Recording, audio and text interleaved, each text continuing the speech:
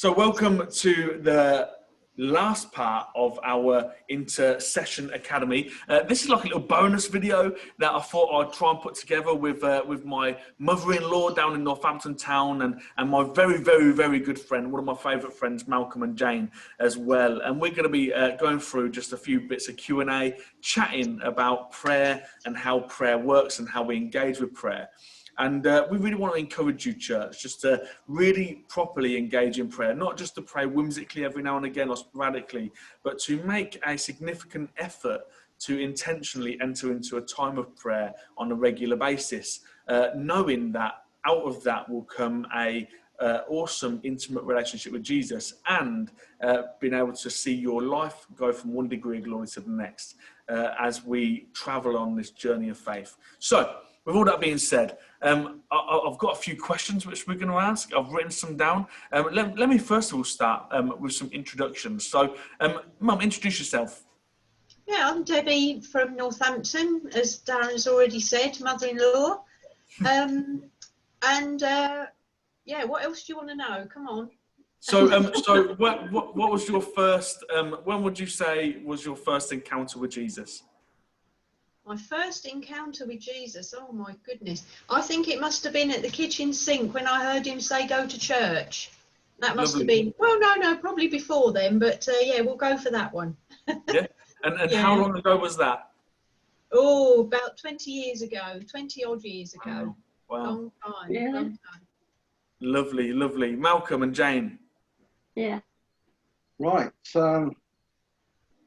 When did you first meet Jesus? The old memory, it's a long while ago. I think actually, for me, because ours of the Testament's a little bit interlinked anyway, is going to work on a night shift one day, nothing to do, and everything finished at midnight, and the guy I was sitting with was the religious guy on the watch, shall we say. And You're talking about? Rick Kelly. Yeah, and we were sitting there and we talked about all sorts of different things, you know, where we've been, what we've done, what posted we've had. And anyway, turned around and started talking about Jesus. I thought, oh, hang on, I better go back to my set now. It's all right, you stay there, you're fine. And then all the way through the night, you know, and then about 2 o'clock, after chatting away about it, it all suddenly started to make sense. Mm. I've been going to church all my life. I went to Sunday school as a kid. I went to the Church of England church when I was confirmed in the Church of England. But nothing really made that much sense to me outside the church. But all of a sudden, there I was, confronted with this guy telling me it's not a Sunday morning thing. It's a 24-hour, 7 days a week for the rest of your life. Mm. I'm thinking, wow, yeah, I can have that sort of relationship with somebody. So you've got it with me, haven't you? He's a good friend, actually. Yeah. But you've got it with me, you know, you can do it with Jesus. So from that point on, Jane and I kept looking. In the morning, Jane had somebody say exactly the same thing to her when I was in bed off of nights. So as same time I had, so our journey has been very much one together. Mm. Jane clicked a lot quicker than I did. It took me a good 6 weeks after Jane sort of gave her heart to Jesus. But I come through and prayed that prayer of commitment. And there we go. They're big on that line now, and that was 35, 36 years ago. Wow, that's amazing. That's literally how old I am. I'm 35 years old, and you've been a Christian for longer than I've been alive, by the sounds of things, which is great. So, guys, I wanted to ask you, what's your first of all, what's a prayer meeting look like for you? So I'm going to ask 2 questions here. One will be, what does personal prayer look like? And then what does corporate prayer look like to you? So let's start with corporate prayer. Have you ever been to a prayer meeting in church? And if so, what does it look like?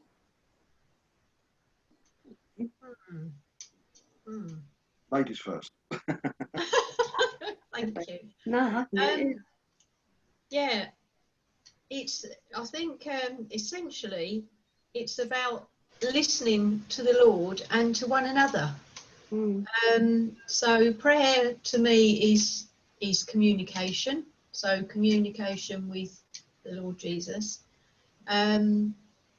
speaking to him, listening to other people, what they're bringing into the conversation. So you've got to have a lot of senses at work. Yeah, it's I'm stuck here for a moment. That's all right. That's all right. That's all right. Yeah. I'm stuck here for a moment.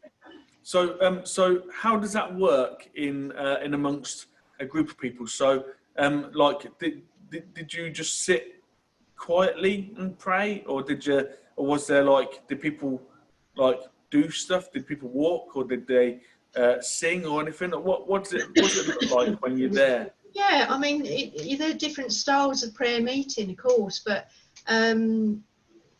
a charismatic sort of meeting might start with singing, praise and worship, and then go into a time of perhaps somebody will share a reading that the Lord's put on their heart, a scripture. Some people will come prepared with something the Lord's been saying specifically that they feel is appropriate for the group. And other times it will be more of a sort of meditative sort of thing, contemplative meeting, where you're listening to the Lord and you're responding by what He is speaking to you. And there's often a sense of a communal sort of thing going on, where you have to listen to each other as well as the Lord to build a picture of what you're actually praying about, if that makes sense. Yeah, that's brilliant. Yeah, lovely. And would you say you've been involved in?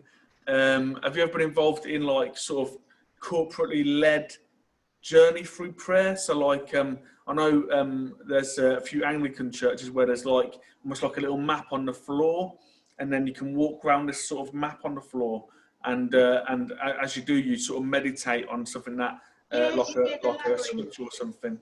Yeah, the labyrinth sort of prayer. Yes, yeah. I mean, there's so many different forms and ways of group prayer, of individual prayer. Yeah, very much so. And it opens you up to different elements of that communication, which is what prayer is. That communication with Jesus, which is just beautiful. So many different avenues. Yeah. Excellent. How about yourself, Malcolm and Jane? Have you been involved in like a corporate setting where everyone's praying together? Have you done that very often? Very much so.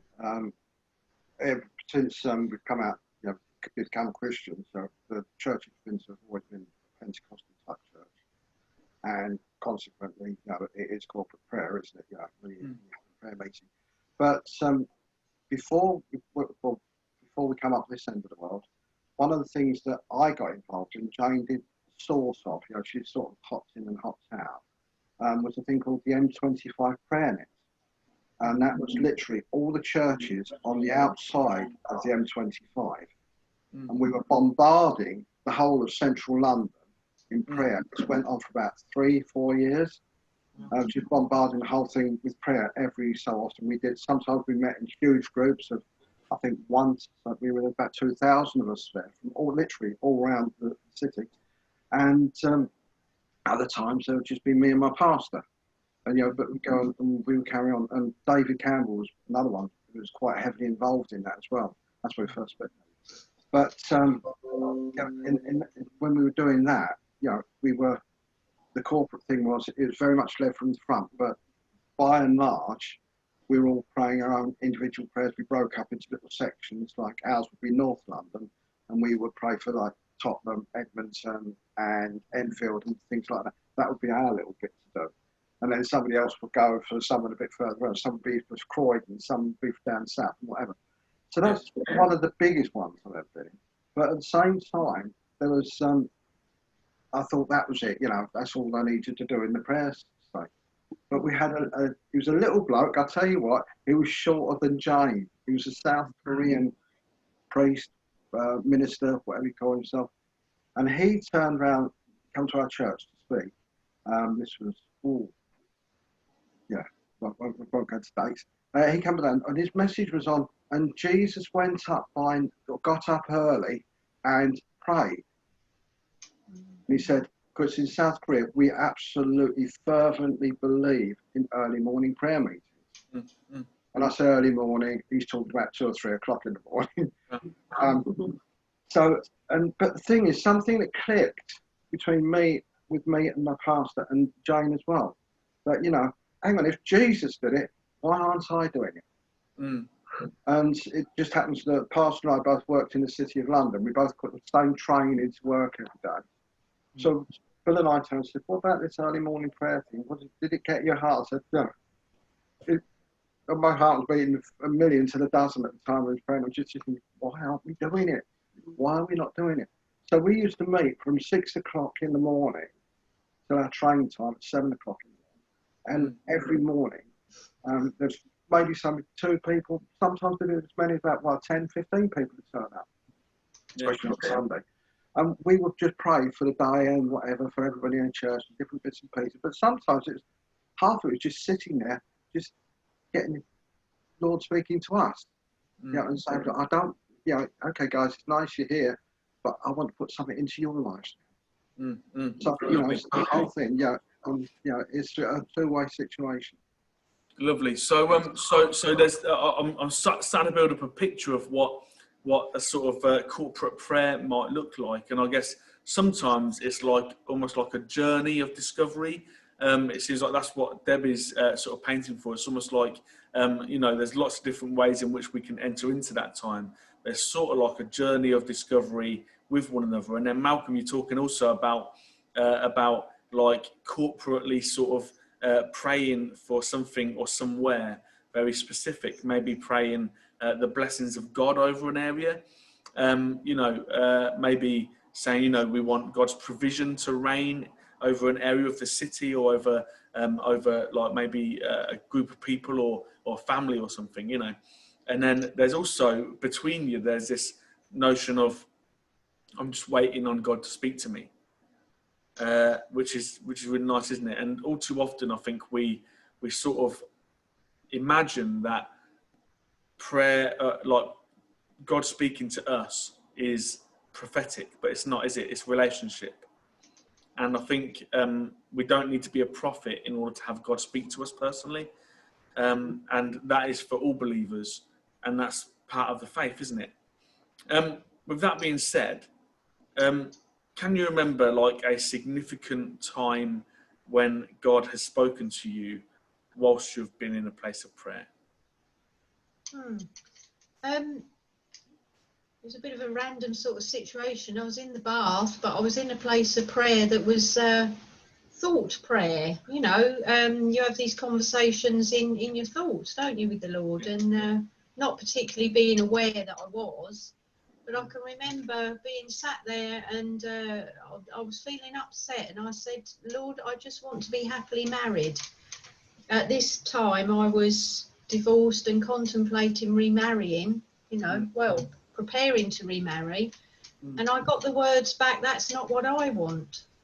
And from that moment, I knew that I'd got to be obedient to that word, although it just threw my life into chaos.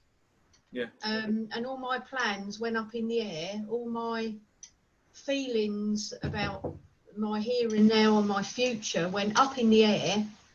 But I knew that I'd got to be obedient to that voice. So the rest just flowed.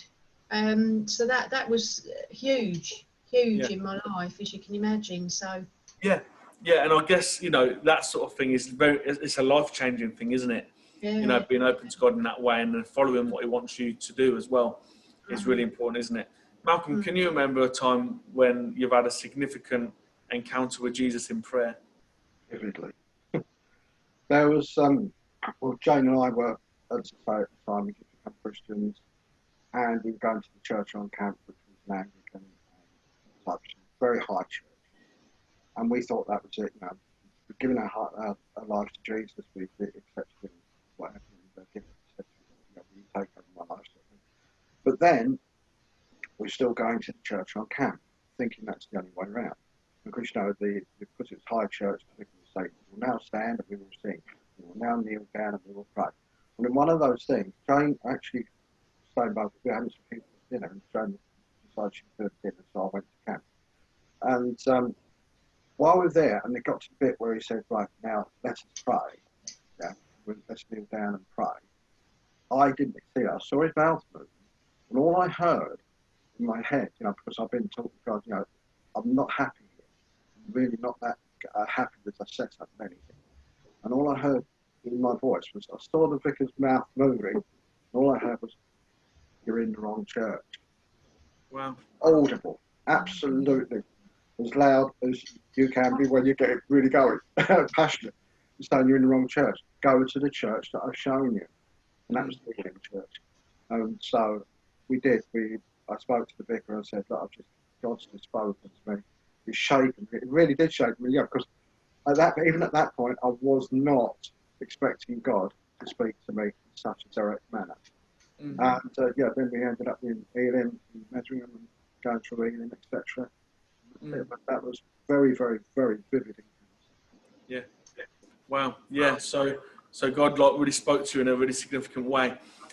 So tell me about your experiences of praying individually. So when you're not in a part of a group, when it's just you personally, how do you start praying? How do you get yourself in the right frame of mind? Because I think sometimes we sort of have to be getting ourselves into the right frame of mind.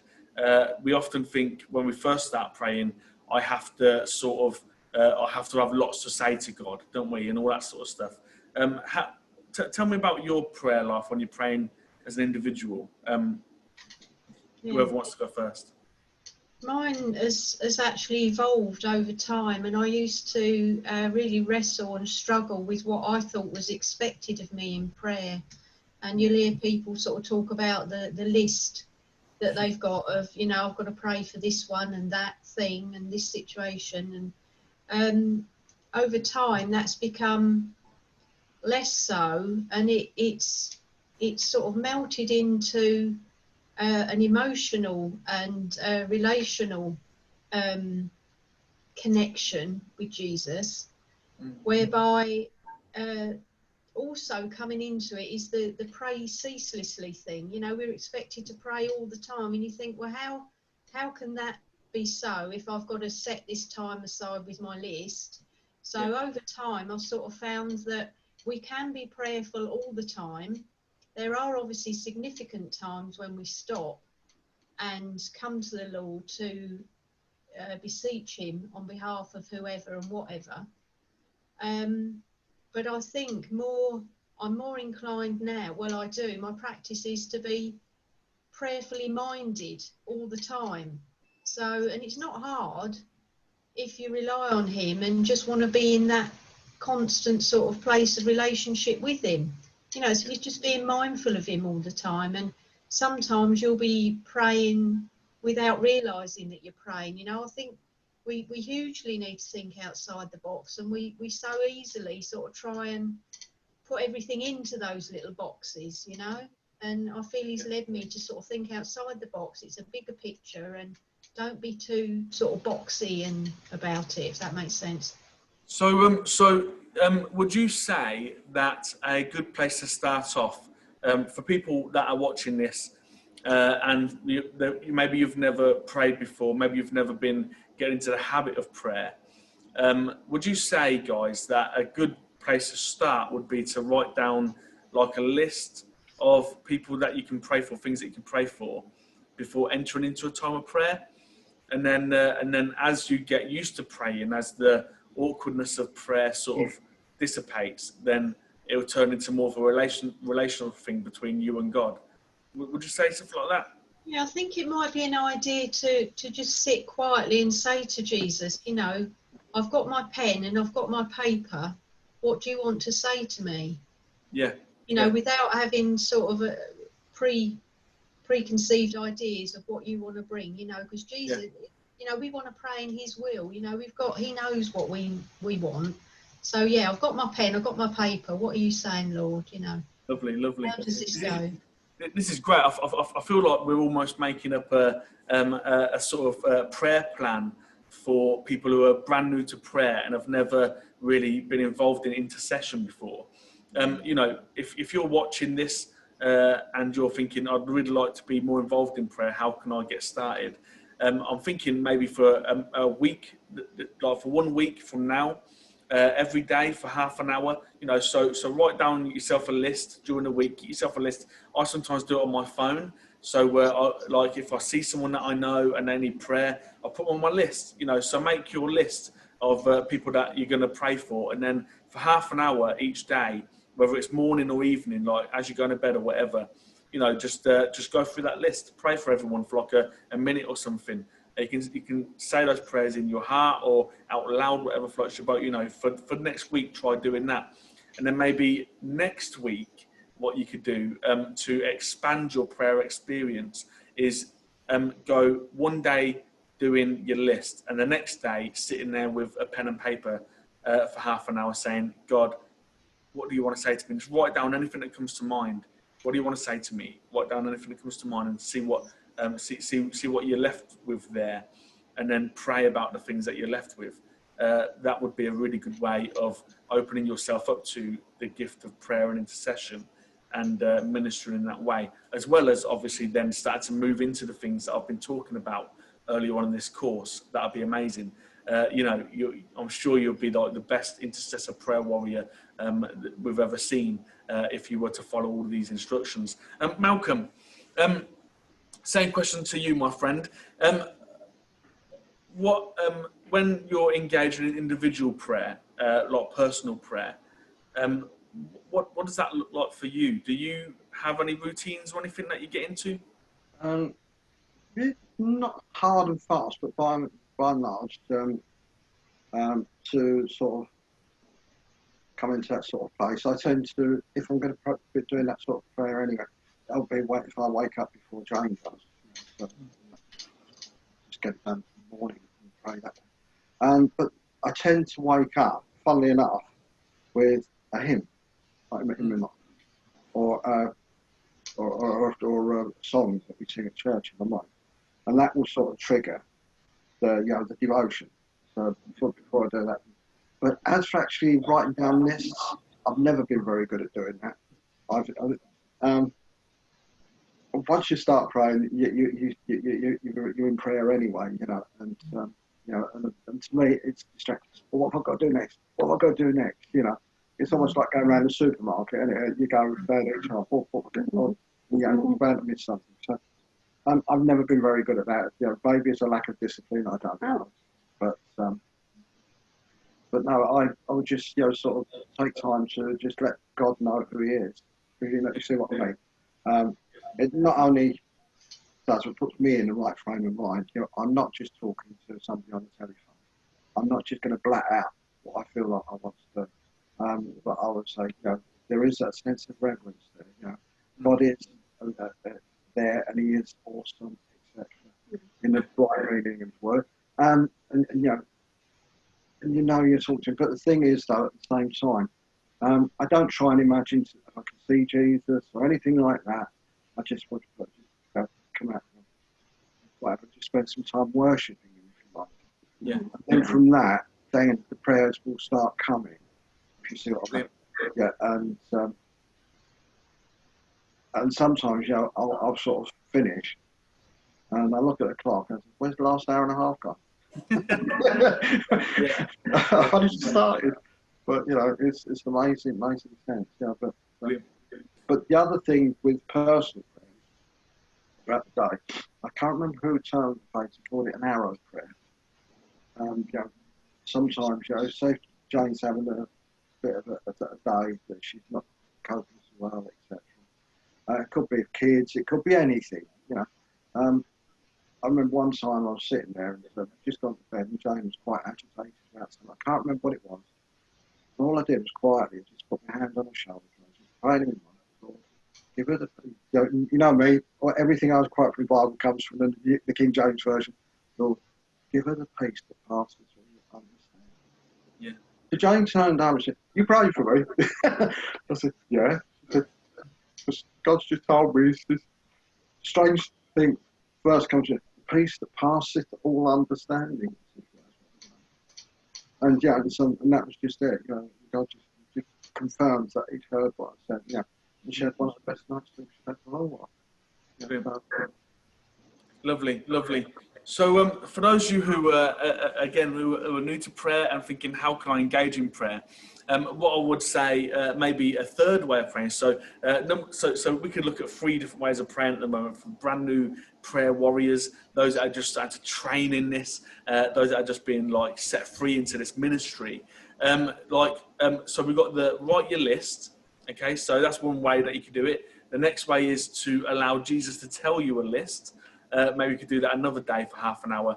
And then the third way, which what Malcolm was talking about here, is to start with like prayer and adoration, like to worship and adoration. So find a good worship song on YouTube and listen to that song, and then start to tell Jesus what you like about him, what you love about him. Tell him how much you love him, and speak to him in that way. Speak to Jesus in that way. Bless him. You know, you can minister to him and bless Jesus by telling him all the things that you love about him. And out of that place, you know, you might go, well, that took half an hour already. But out of that place, maybe you'll find yourself like realizing that, wow, actually, firstly, my heart is being filled with love. And this is what prayer is, you know, it's a relationship with him. So sometimes it's only right that you tell your loved ones, your children, your family, that you love them, that you appreciate them. You do the same with Jesus. So what Malcolm was talking about is another style of prayer that you can get involved in. And I challenge you to do this for half an hour this week. You know, just try singing a worship song to Jesus, and then start telling him all the things that you love about him, all the things that you like about him, all the things that you're thankful for. That'd be amazing. So finally, because we all struggle with prayer sometimes, it's natural. You're probably watching this because you've struggled with prayer at some point. So very quickly, guys, can you tell me one thing that you struggle with in prayer and how you've overcome it? Yeah, my biggest struggle is, I don't know if it's like a self-condemnation, but it's having that that purposeful time set aside, and it's always like a battle, that it's a fight to actually, when I want to specifically sit down to meditate, contemplate, spend time with Jesus, you know, you sit on the sofa, you know he's at your side. It's that sort of time that I really struggle. It's like a battle to get alone with him. So yeah, that's a real struggle for me. So would you say that the struggle is essentially like carving out time?